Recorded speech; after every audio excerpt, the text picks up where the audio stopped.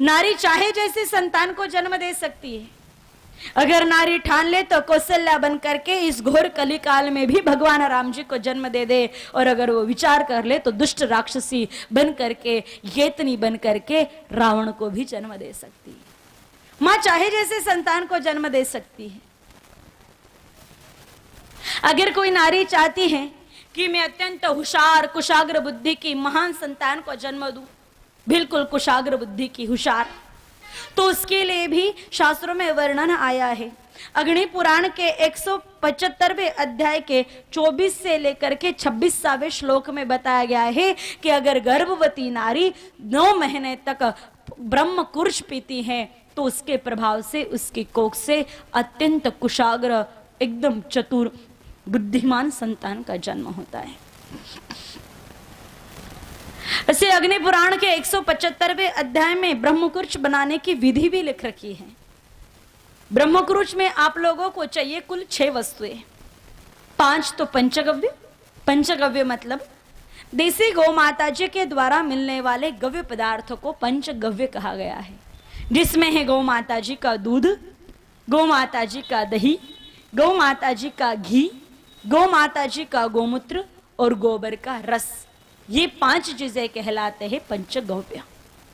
और ब्रह्मकुर्च बनाने में इस पंचगव्य के साथ और एक 6वीं चीज डालनी है, जो है कुशोदक। कुशोदक मतलब कुश, दर्भ, अपने राजस्थानी में उसको दाब कहते शायद, दाब, लंबी लंबी सी होती है। तर्पण आदि जब पितरों को किया जाता है तो उसका आसन चाहिए या उसकी अंगूठी आदि पहननी पड़ती है, समझ गए। तो वो जो दाब होती है, वो दाब आप अगर किसी पानी में डाल करके रखते हैं तो उस दाब को डाला हुआ जो पानी रहेगा वो पानी कुशोदक कहलाएगा। संस्कृत में या शुद्ध हिंदी में उस दाब को कहते हैं कुश, और कुशोदक, उदक कहते पानी को, अर्थात कुशायुक्त पानी को कहा जाता है कुशोदक।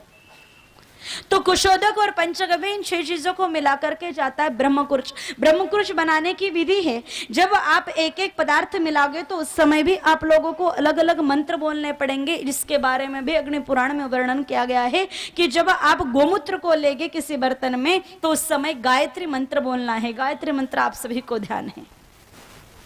गायत्री मंत्र बोल करके गोमूत्र उस बर्तन में डालना है। फिर गोबर का रस डालते समय श्री सूक्त का गंध द्वारा दुरार्धर्षा, इस मंत्र को बोल करके फिर गोबर का रस मिलाना है। इसकी भी मात्रा है। गोमूत्र 1 पल, जो भी आप ले रहे हैं 1 हिस्सा लेना है गोमूत्र, फिर आधा अंगूठी जितना गोबर लेकर के उस गोबर का रस निकालना है। उस समय श्री सूक्त का मंत्र गंध द्वारा दुरार्धर्षा, यह मंत्र बोलना है। फिर आप उसमें मिलाएंगे दूध। तो यजुर्वेद का 12वें अध्याय का 112वां श्लोक अर्थात मंत्र जो आप्याय स्वः ये है, वो बोलते समय आप लोगों को 7 पल दूध उसमें मिलाना है।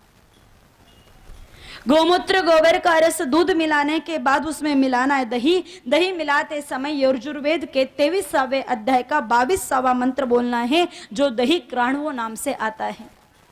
दही मिलाने के बाद फिर उसमें आप लोगों को मिलाना है घी। घी मिलाते समय यजुर्वेद के 22वें अध्याय का 3 श्लोक का जो मंत्र है तेजस्वी शुक्रमासी, इस मंत्र को बोल करके और फिर घी मिलाना है। और सबसे अंत में यजुर्वेद के 20वें अध्याय का 3 श्लोक बोलते हुए कुशोदक अर्थात दाब का पानी मिलाना है, और ये मिलाना है 1 पल। गोमूत्र 1 पल, दूध 7 पल, गोबर का रस आधा अंगूठा है इतना गोबर लेकर के उसका निचोड़ करके रस निकालना है। बाकी 2 पल घी, 1 पल दूध, 1 पल कुशोदक, 1 पल घी।